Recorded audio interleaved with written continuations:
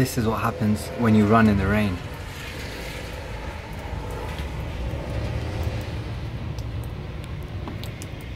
Have you ever felt? Are you listening? Everyone's still asleep. It's another beautiful day. Morning run is done. Work is done. Time to build a motorbike. I'm up to step 4, but my son's awake now, so I want to go and see him, say good morning, and spend some time with him, so I'll have to finish this off later. Otherwise, it'll be a bit like a unicycle. Today's vlog is about education. When I was younger, my mum always used to say, "Putt parla tere kaam aaga," meaning, study, it will come in handy one day. This is my story in relation to education. So in this country, in the UK, everyone has to start nursery at 4 years old. You can start sooner if you pay for it. The next thing you have to do is go to primary school, and that's from 5 years to 11 years old. And the examination that deems whether you did well out of primary school is called the SATs. The next is your GCSEs. You spend another 5 years doing that, and that's probably what I believe is the most critical age, between kind of 12 and 16 or 11 and 16 years old.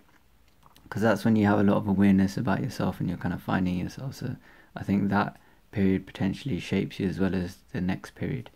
So A-levels is the next exam you have to do. So you spend 2 years either in sixth form, which is an extension of a high school, or in college in order to get exams called A-levels.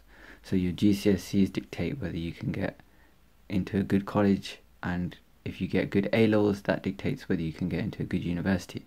So then I spent another year at university, did biomedical sciences, and my mum was ill and other reasons, so I didn't do as well as I wanted to. So I changed my degree and wanted to pursue the thing that helped her, which was osteopathy and being a healthcare professional. So then I did 5 years of that. So for me, I spent 20 years in education. So as Einstein's famous quote goes, everyone is a genius, but if you ask an elephant to climb a tree, it will fail.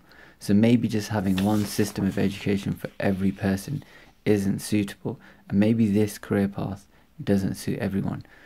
Probably 90% plus of what I learned during these 20 years is not applicable to life and my career now. Is this the best way to promote lifelong learning?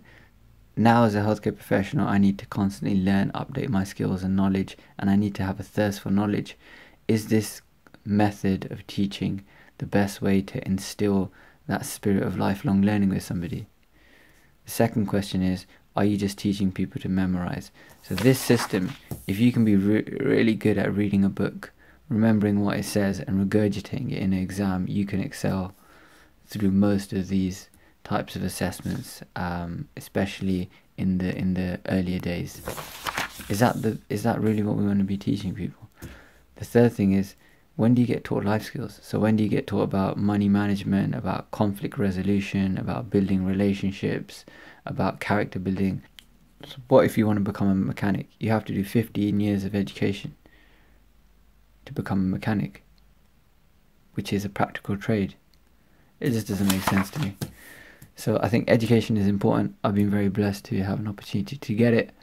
However, I think that there's some issues in the system. But the most important determinant of happiness in your life is your ability to build and maintain healthy relationships. So when do you get taught anything to do with that? Future generations will bring up their children differently. Maybe they will have a basic level of education, and if they want to pursue a further education in anything, they will. But they'll have less pressure on the academic side and spending the majority of their life studying, and potentially have more of a balance with things like looking after their mental and physical health, developing the relationships that they have with their family, and learning life skills which are going to help them when they're out and independent.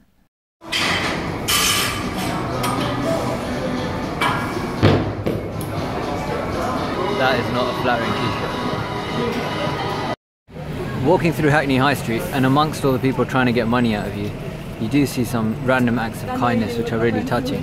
Like this lady talking to this gentleman about his situation.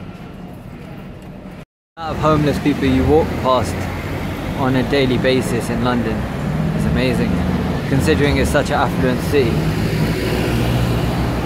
I wish I was one of those people who would stop and ask the homeless guys how they're doing.